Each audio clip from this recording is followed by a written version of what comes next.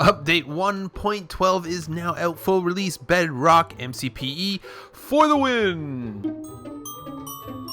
Hey there guys, Skippy here for Room Skippy 6 Gaming. Guys, we have a brand new, super cool, super awesome update out for Bedrock. 1.12 is out. It does not have too many main, no new blocks and stuff like that, but it is a lot of major fixes with a few cool things. We got changes to how pack ice actually will mine, and in addition, guys, you can now crawl. I know people are going to overlook this, but this is a big deal. Now on MCPE, you can crawl through one block spaces. And this is something that people have been waiting for. So for this one here, let's go for 584 likes. If you are one of those dudes, don't forget to hit me up below, guys. Twitter is the best spot to get all the news, notification, and updates from us, from the fun stuff. And yeah, follow me on Twitter, and you would already know about this update.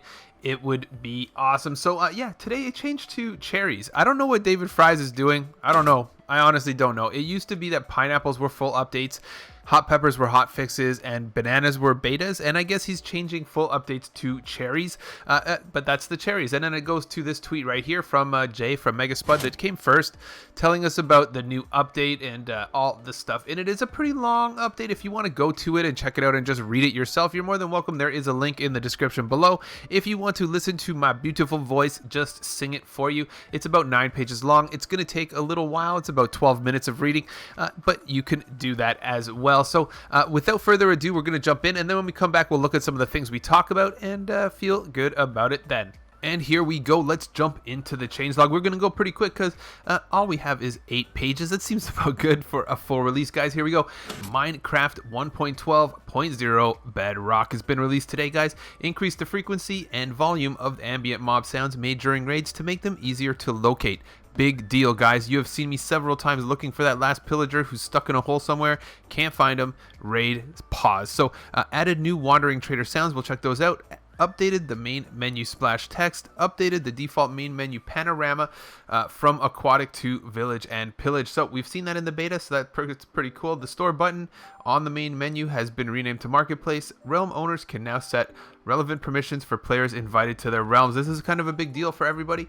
Results default settings can be set for all new members entering a realm. An owner can set permissions for an invited player to either visitor, member, or operator. When resetting a world or updating a new world, already set permissions stay in place. So let's keep going down the line. They get longer from here, but we're getting good at it, guys. Crashes. Fix several crashes that could occur during gameplay.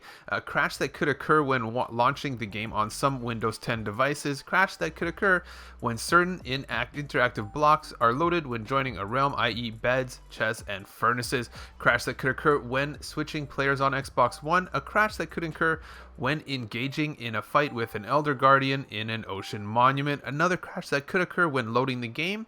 A crash that could occur when throwing an egg or snowball, pretty weird and odd.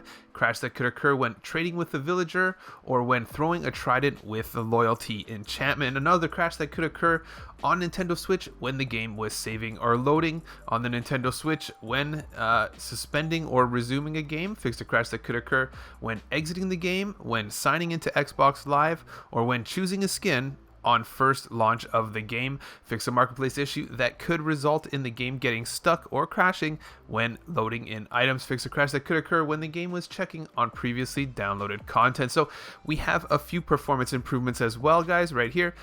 Made further performance improvements when opening inventory screens. Performance improvements related to various UI screens and interaction.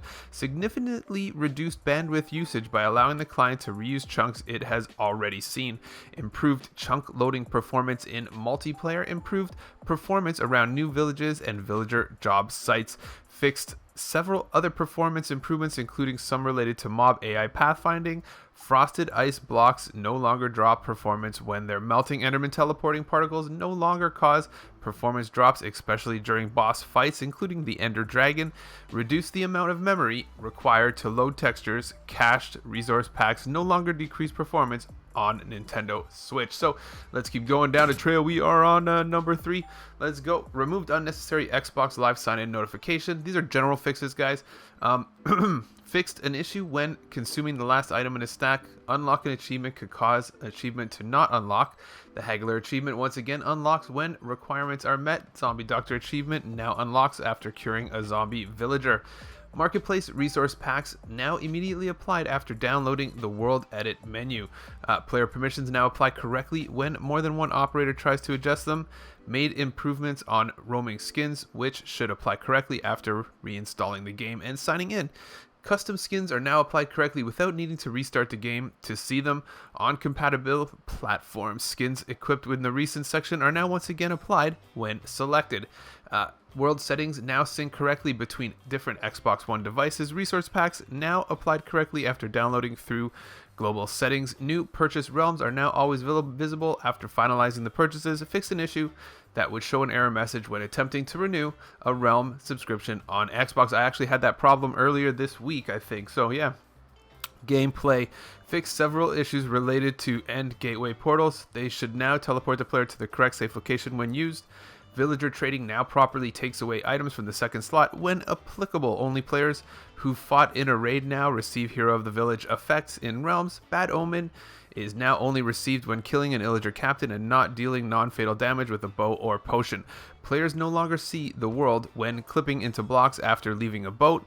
You can now interact with blocks when holding a charged crossbow on touch devices. Players no longer clip through walls when transitioning from swimming to standing in water. Players that are being healed can still be knocked back by TNT. Did I say that right? Yes, you did. Arrows are now shot into blocks, keeping their position when reloading the world. Area of effect clouds no longer try to spawn excessive numbers of particles when time of day is changed. So let's keep those train going. We're doing very good for time, actually. Mobs corrected the position of leads on wolves. Tame cats no longer slide around while sitting. Fixed the message Taiga zombie villager skin. Fixed a Z fighting texture issue on some villager skins. Dyed leather horse armor color no longer changes the effects of other horse armor. Vindicators can now path correctly over carpets during raids. The Wither no longer plays its spawning animation when reloading a world. Mobs will no longer pathfind over brewing stands. Added a sound to indicate when a villager does not want to trade, like during a raid. Illager captains now drop banners correctly when, even if the world is reloaded. Mobs will now spawn on double slabs. That's a big deal. Certain mob farms wouldn't work if you use the double slabs when they're supposed to work. So, yeah, that's not a really good one, but it is a good one that they fixed. Fixed the sitting model for cats that were previously tamed ocelots. Fixed missing zombie village texture sounds. V2 zombies now have the correct name in death message instead of placeholder name. Mobs no longer get stuck while pathfinding on ladders. Evokers no longer move too fast when moving towards villages in raids. Mobs no longer spawn inside leaves during raids. Villagers that are actively trading with players no longer run and hide when the raid bell rings. Clerics now correctly pathfind to their job sites. Tame tuxedo cats now use the proper texture. Stray cats no longer claim beds in villages. 4 worlds converted from version 1.10. The gas spinning model in monster spawners is now the correct size. Fixed the wandering trader Podzol and coral trades. Fletchers now trade 16 arrows instead of 5. Changed the cost of a butcher's cooked rabbit trade. Leatherworker's saddle trade is now lowered from 10 to 6 diamonds. Removed the sand trade from the wandering trader and adjusted the cost of a diamond hoe from the tool smith. Villagers iron golems no longer run to the world center after the village is destroyed. Villagers without permission now follow regular schedules and will actually sleep, which they deeply need. Yes, they do, for iron golem farms for sure. That at least partially. Fixed the creeper model in some marketplace maps. Converting normal pillager to a captain with tag commands now displays banner correctly. So keep that train going. We only got 4 more total. So blocks. Fix various scenarios where certain blocks couldn't be placed until the game was restarted. Frosted ice blocks now can be broken. Fix seagrass texture brightness. Bamboo leaves are now lighter. Flowing lava once again turns into cobblestone when hit by water. Cobblestone generators rebooted. Red sandstone stairs now have correct textures on all sides. Players no longer lose villager job site locations if they replace a job site block that tied to an experienced villager. Village job site blocks now have constant sound volumes when used by players. Scaffolding no longer can be placed on conduit blocks. The bell now swings towards a player when it is hit. No block particles now correctly correspond with the notes played.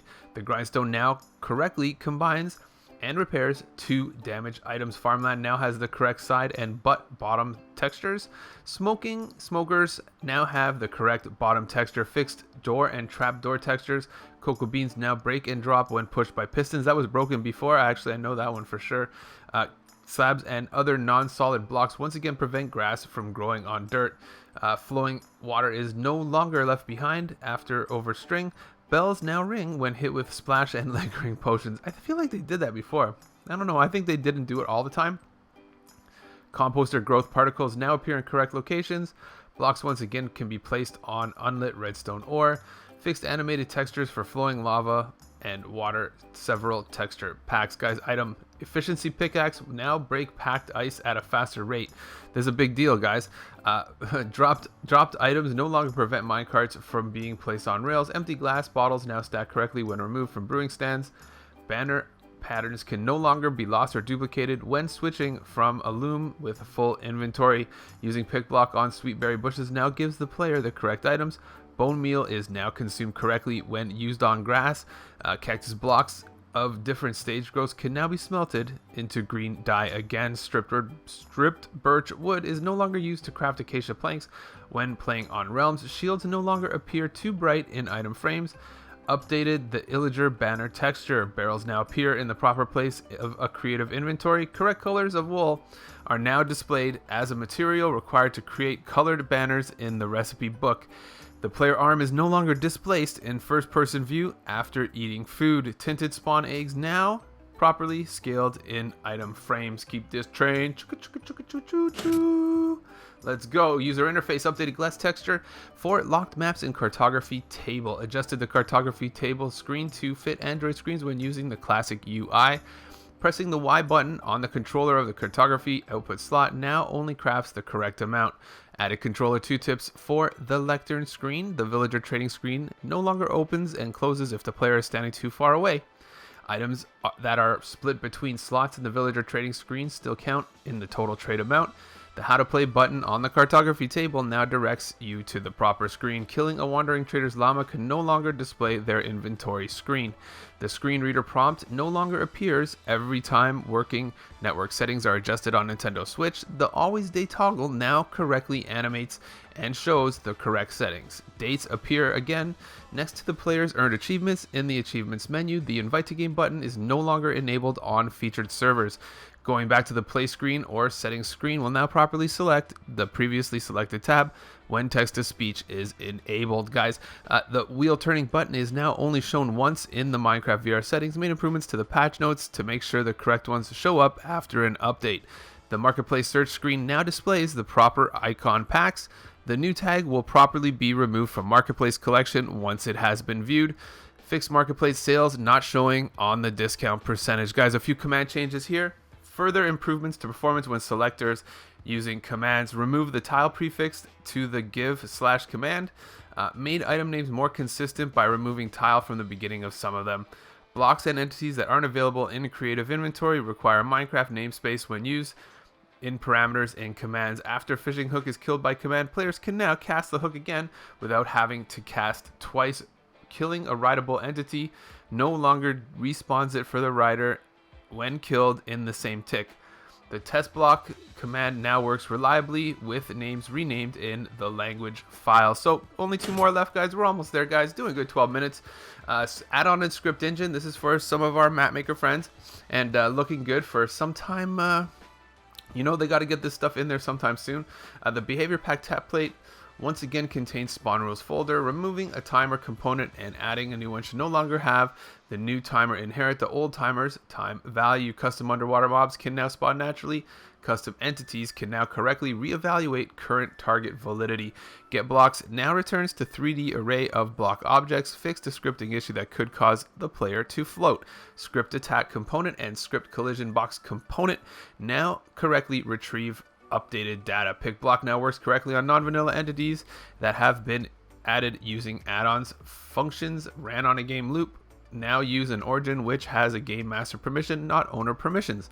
Added a new constructor parameter for the server command origin so that the function manager can create an instant with upgraded permissions. The player position is now reported for the player feet like other mobs, collision box, and attack components.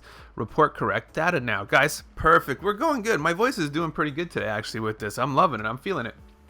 For map makers and add-on creators, updated templates for 1.12.0 with new resources, behaviors, documentation, and example packs can be downloaded from there. There is a link, guys, so if you want to go get that, you could go get that. Created a screen to view content log errors for behavior resource packs. The log screen can be opened using Control H after enabling profile settings. Enable content logging for creators on Bedrock dedicated servers to debug pack errors. Enabled content logging for, I already did that one. Mob events can now be toggled in the /mob event command. Particle emitters can now trigger / commands, actor events, and Molang expressions. Added the ability to play a single player animation at any time, overriding any entity's current state based on animation. Animation and particles can be spawned without being linked to entities using animation timelines. Sound effects can now be triggered by animation events. Added autocomplete to the command input field for command blocks. That's really good, guys. Honestly, that's one of the best things in this whole changelog. Delay for ticks in command blocks. A delay can be added to the command block using a new field and measured in redstone ticks. So last but not least, this is the last one. Oh my gosh. So data-driven crafting recipes, experimental. So this is all an experimental, guys. Allows custom crafting recipes for shaped crafting, shape lists, furnace behavior packs. Recipe JSON files have been added to the behavior plat template. Added new simple item. New simple items can be added to the game using behavior packs. Currently, only a subset of components have been exposed, with more being added in the future to allow more complex behaviors. Some items, such as food, are now data-driven, and their JSON files have been added to behavior pack templates. Added new simple block. Simple blocks can be added using behavior packs. Again, this is just kind of a exaggeration or no, a restatement of them. New data-driven particles is llama split, large explosions, colored flames, redstone dust, falling dust, lava, enchanting table, conduit. New data-driven animations also on wolf fang, attack, arrow, shulker burlet, bow, and water movement. There you go, guys. All the changelog ready for your perusal. And yeah, let's keep on going. Okay, so now we are back on track, on time. So let's go over this. This is going to be one of the things. So over here, I made my ice bridge because a lot of people make these ice bridges, and this is one of the things was that now packed ice can be mined with with an efficiency pickaxe. Before it was broken and it would take forever to mine it. These aren't efficiency, these are fortune. I just did it to make the good thumbnail, and a lot of people use these bridges for these fast tracking things, and yeah, that's going to be one of the major ones that stands out for me. In addition to that, mobs spawning on half slabs. That's another thing, right? This is a big deal.